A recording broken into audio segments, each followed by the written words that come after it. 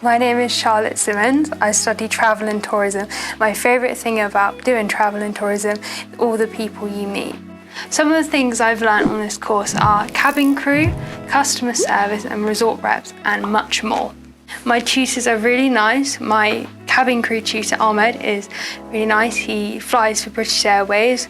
My other tutor, Gareth Power, is also really nice. He helped settle me into the course at level 2 and he's been there all the way.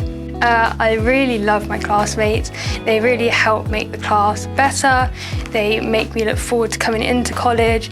We all pull up in our cars at the same time and it makes college much more enjoyable.